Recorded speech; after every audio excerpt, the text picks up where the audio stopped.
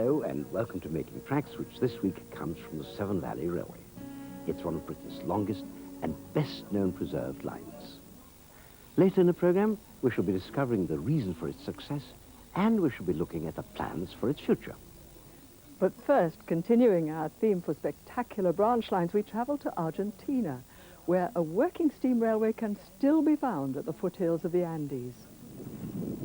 What better way to start the programme than to visit the magnificent Esquel line running through superb Patagonian landscape.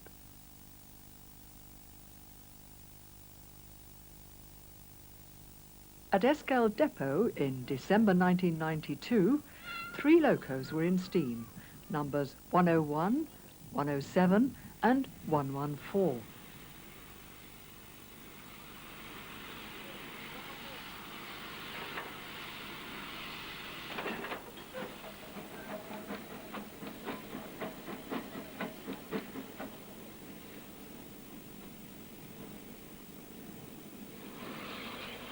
The northbound train departed under clear blue skies behind numbers 114 and 101.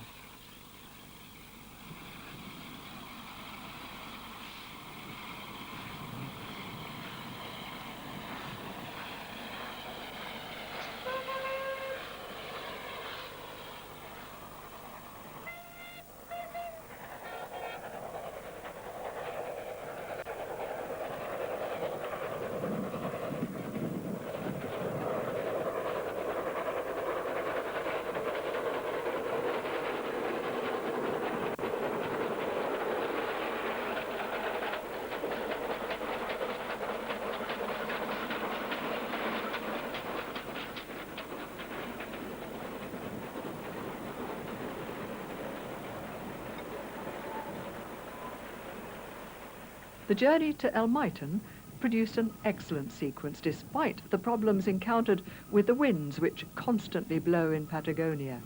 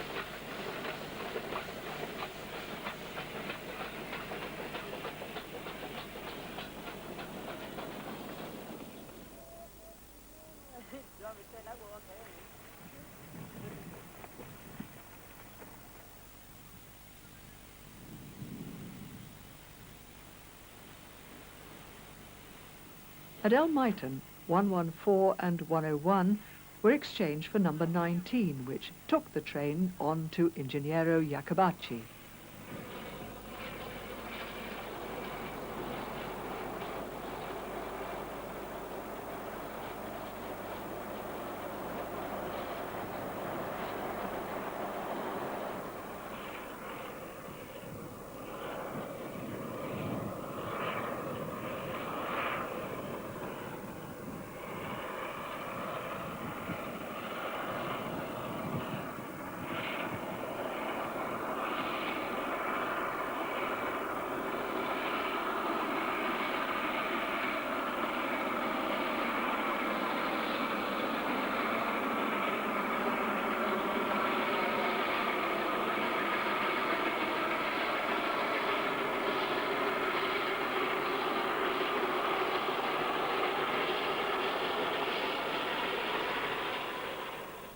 Moving back to Elmiton, it was possible for a brief visit to the depot in pleasant evening sunshine.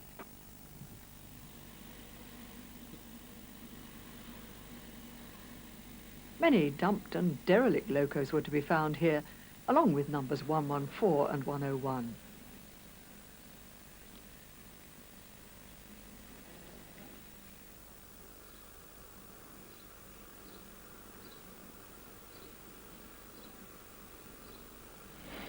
Also in steam were numbers 9 and 109, due to take a special train on Sunday the 6th of December 1992.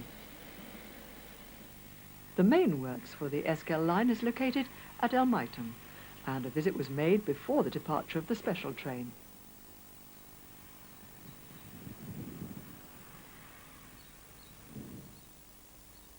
This fairly large site has its own work shunter, an 060 tank built by Henschels in 1922.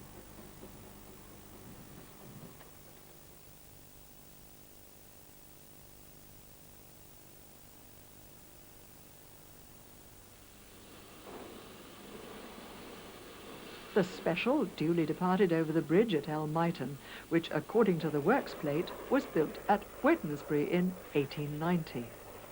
As the Esquel line wasn't built until 1922, it must have been acquired from elsewhere.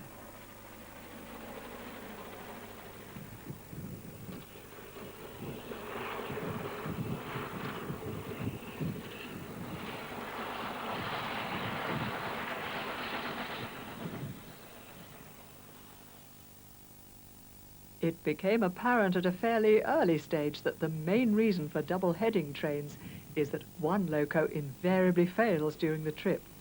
Such is the run-down condition of these machines.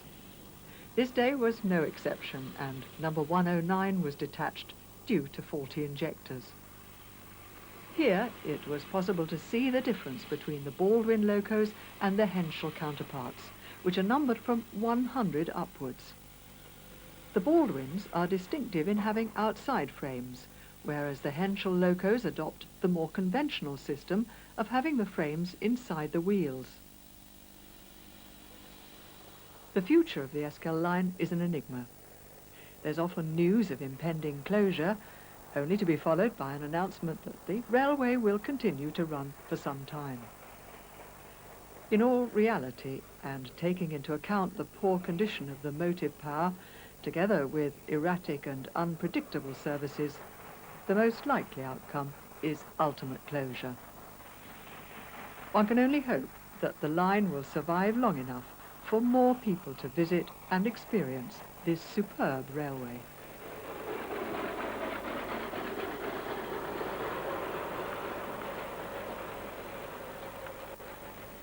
It's time once again to catch up with what's happening on British mainline steam.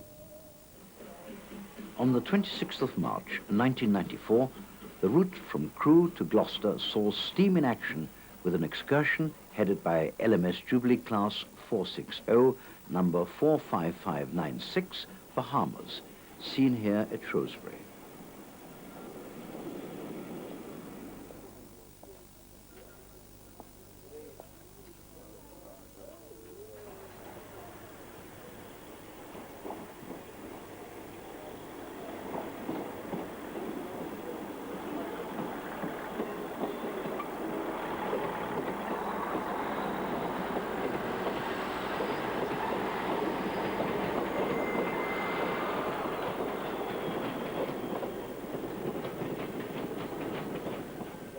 One of only 3 of the class to be fitted with a double chimney, Bahamas was for many years one of the main attractions at the Dinting Railway Centre. She eventually found a base at the Keighley and Worth Valley Railway when the evicted Dinting Railway Society moved its operation there. Introduced in 1934, the Jubilee class was a Stannard development of the earlier 3-cylinder Patriot locomotives. Over 170 examples were built, and all survived well into nationalization with the exception of Windward Isles, which was completely destroyed in the horrific Harrow accident.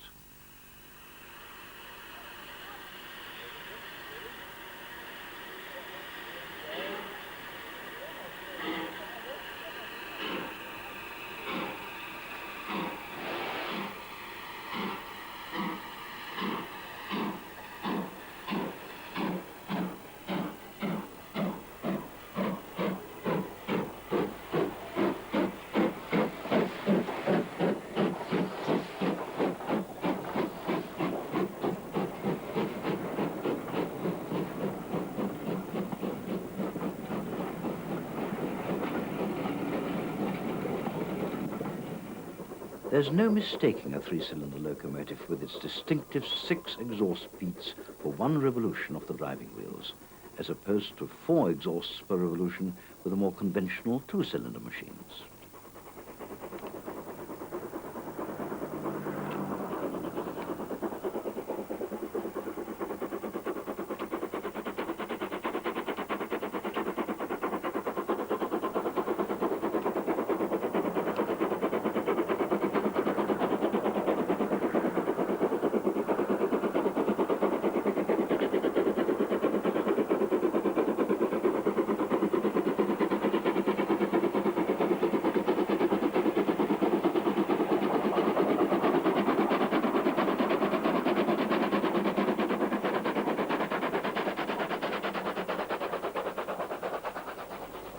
Bahamas is a popular and well-used loco on mainline excursions and should see services for some time to come.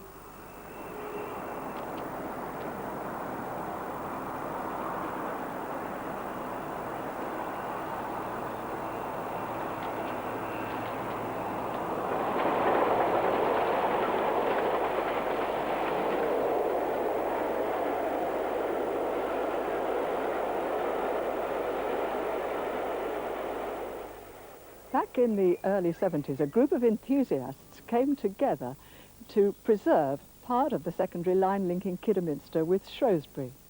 Well, they were successful in their attempts, and over the next 2 decades, the Severn Valley Railway grew in strength to become Britain's premier preserved line. Many factors contributed to its success, one of which was its centrally located position, providing easy access for visitors and enthusiasts.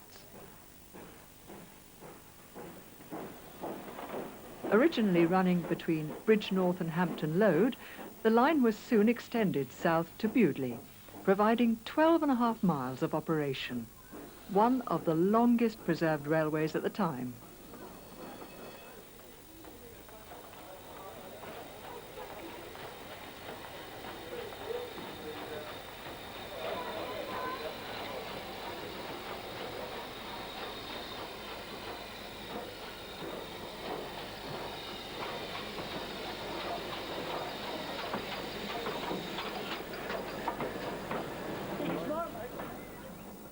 Much of the route runs through pleasant and interesting scenery along the banks of the River Severn. And there's some good gradients allowing locos to be put through their paces.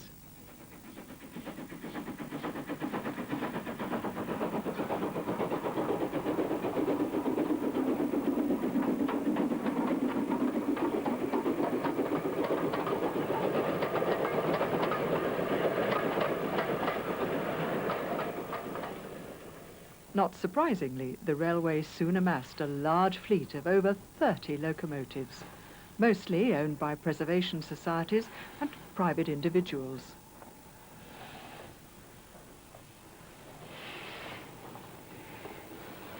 This in turn attracted a large number of volunteers working in conjunction with a small permanent workforce. And the railway soon gained an enviable reputation for maintenance and restoration of locos and rolling stock.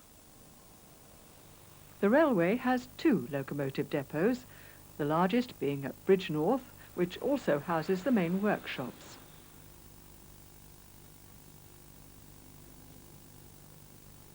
The operation has grown over the years, and recently a purpose-built boiler shop was constructed.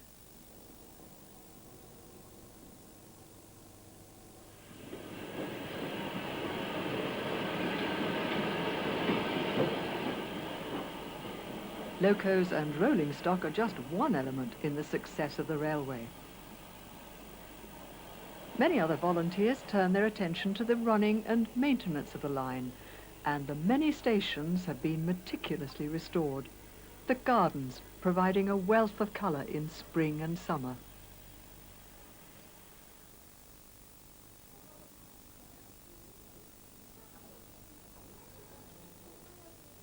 The railway also built a brand new station at Kidderminster when the line was extended from Bewdley in 1984. An impressive signal box was also built here, bringing the total to no less than 7 on the line. David Fruin, your duty signalman here at Kidderminster. You know, this is one of the most impressive signal boxes I've ever seen. Can you tell me something about the history of it? Well, of course, as you may know, it didn't exist originally. This used to be a coal yard run by BR, and when the railway was extended down to here, we eventually built the station as you see it in its present form, albeit not complete. And then as an ongoing from there, we developed the signal box and all the signalling that you see around about now. Now you run parallel almost to the BR line. Are you closely connected? We're connected with a physical link, just runs at the back here, and the occasions when we have to use it, we have got a telephone link with the signalman in the BR box, which is just 100 yards away, just down the line over there. The many enthusiast weekends held throughout the year have become a feature of the railway, with intensive services, freight trains and many locos in steam. The 1994 Spring Steam Gala saw many visiting locos, amongst which was 6024 King Edward II.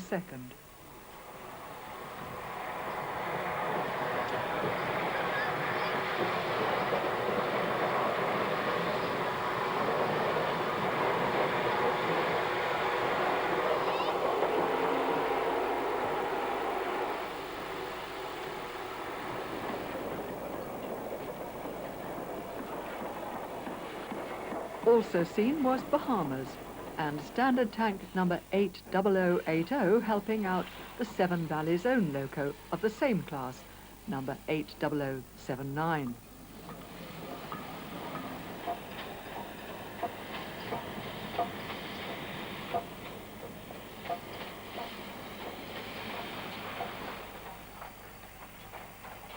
An interesting visitor was number 4422, an example of a once numerous class of LMS 060 locomotives.